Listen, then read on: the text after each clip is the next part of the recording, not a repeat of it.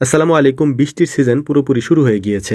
এরকম আবহাওয়ায় ভ্যাপসা গরম থাকে, এই গরমের মধ্যে কাজ করতে আমাদের ব্যাপক সমস্যা হচ্ছে। আর এই সবগুলি সমস্যার মধ্যে অন্যতম সমস্যা হচ্ছে আমাদের গরুর জন্য ঘাস কাটা। আমার মাঝে মাঝে মনে হয় এই ঘাস কাটা যদি না লাগতো তাহলে কতই না শান্তিতে থাকতে পারতাম। তো যাই হোক, বেলা বাড়ার সাথে সাথে ঘাস কাটার জন্য প্রস্তুতি নিচ্ছিলাম। এর আগে গুরুত্বপূর্ণ একটা কাজ করতে হবে, আর সেইটা হচ্ছে এখন যেহেতু রোদ তেমন একটা ওঠে না, তাই আমাদের রোদের জন্য অপেক্ষা করতে হয়। যখন একটু রোদ ওঠে সাথে সাথেই আমরা হলুদ, মরিচ, গম এগুলি নিয়ে বেরিয়ে পড়ি এগুলি রোদ্রে শুকানোর জন্য।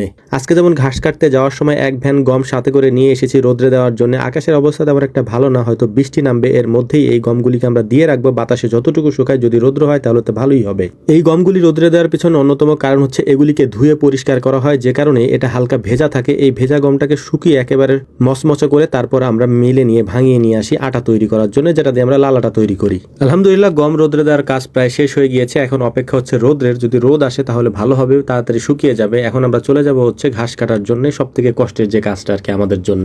বৃষ্টির দিনে ঘাস কাটতে গিয়ে অন্যতম একটা বড় সমস্যা হচ্ছে ঘাসের এখানে প্রচন্ড পরিমাণে জোক থাকে। এই জোক অনেকে ভয় পায়, যে কারণে কাজে আসতে চায় না। বিশেষ করে আমার আর সজীব, আমার তো সমস্যা নেই, বাট আমাদের সাথে দুই একজন যারা আসে তাদের প্রচন্ড ভয় এই জোক নিয়ে। আর আমি মাঝে মাঝে এই সুযোগে ওদেরকে জোক দিয়ে একটু ভয় দেখাই, কারণ আমাদের এগুলোতে তেমন কিছু হয় না, বাট ওরা প্রচন্ড পরিমাণে ভয় পায়। দেখতেই পাচ্ছেন, জোক একটা হাতে নিয়ে ওদেরকে একটু ধাওয়া দিছিলাম, ওরা দৌড়ে বাড়ি চলে গেছে একবারে। তবে আমাদের ক্ষেত্রে এই জোক নিয়ে সমস্যা হচ্ছে যখন আমরা এই ঘাসের আটিগুলি কাঁধে করে নিয়ে ভ্যান পর্যন্ত নিয়ে যাই, তখন এগুলি অনেক সময় হচ্ছে শরীরের মধ্যে লেগে থাকে। এইটাই হচ্ছে সব থেকে বড় সমস্যা, ওইটা ভালো লাগে না। কথা বলতে বলতে আমাদের ঘাস কাটার কাজ প্রায় শেষ হয়ে গিয়েছে। তো দেখলাম ওরা দুজন আবার আসছে, তো ওদেরকে আবারও ধাওয়া দিছে, ওরা আবারও বাড়ি চলে গেছে, ওখানে আসতেই পারতেছিল না আর কি। তো যাই হোক, আলহামদুলিল্লাহ মোটামুটি ঘাস কাটা হয়ে গিয়েছে। এখন এগুলিকে আমরা ভ্যানে সাজিয়ে নিচ্ছিলাম। ঘাসগুলি খামারে নিয়ে তারপর এগুলিকে কাটিং করতে হবে, অর্থাৎ চপার মেশিনে কেটে ছোট ছোট করে রেখে তারপর আমরা গুরুত্বপূর্ণ একটা জায়গায় যাব। তার আগে সুন্দর করে কাটতে হবে, আমরা কেটে নিই, তারপর আপনাদেরকেও সাথে করে নিয়ে যাব আমরা কোথায় যাই সেইখানে। গম এখানে রোদে দিয়ে গিয়েছি, এখনো পর্যন্ত রোদ্রের কোনো দেখা নাই। রোদ যদি না ওঠে তাহলে এগুলিকে নিয়ে আবারও আমাদের খোলা একটা জায়গায় বা ফ্যানের নিচে সুন্দর করে সাজিয়ে রাখতে হবে, অর্থাৎ সাজিয়ে রাখা না, এটাকে সুন্দর করে বিছিয়ে রাখতে হবে,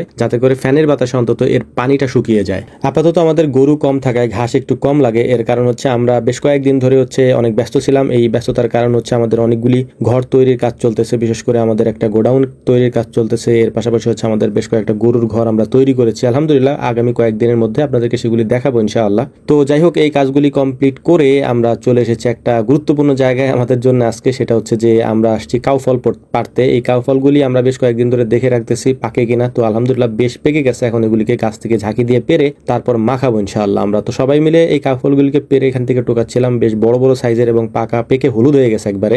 ভিডিওর মাঝে গুরুত্বপূর্ণ একটা কথা আপনাদেরকে বলে নিই, আমরা যেহেতু দীর্ঘদিন পর্যন্ত ভিডিও দেইনি, অনেকেই আমাদের ইনবক্সে মেসেজ করেন বিভিন্ন জিনিস কেনার জন্য বা আমাদের থেকে যা পাওয়া যায় এগুলি নেওয়ার জন্য। তো আপনাদের কাছে আমি অনুরোধ করে বলবো, আমাদের কমেন্ট বক্সে যে নাম্বারগুলি দেওয়া রয়েছে ওই নাম্বারগুলিতে যোগাযোগ করবেন। ইনশাআল্লাহ আমরা সব বিষয়ে আপনাদের সাথে কথা বলার চেষ্টা করব ইনশাআল্লাহ। আমাদের পেজের যে মেসেঞ্জার রয়েছে ওইটা আমাদের চেক করা হয় না, এই ইনবক্স চেক করা হয় না, যে কারণে আপনাদেরকে আবার অনুরোধ করে বলছি, যদি কোনো প্রয়োজন থাকে বা কোনো কিছু আপনাদের লাগে তাহলে আমাদের কমেন্ট বক্সের নাম্বার দেওয়া আছে, প্রত্যেকটা ভিডিওর কমেন্ট বক্সেই থাকে, আপনারা অনুগ্রহপূর্বক সেখানে যোগাযোগ করবেন। তো যাই হোক, আলহামদুলিল্লাহ মোটামুটি কাউফলগুলিকে আমরা পেরে এখানে নিয়ে এসেছি।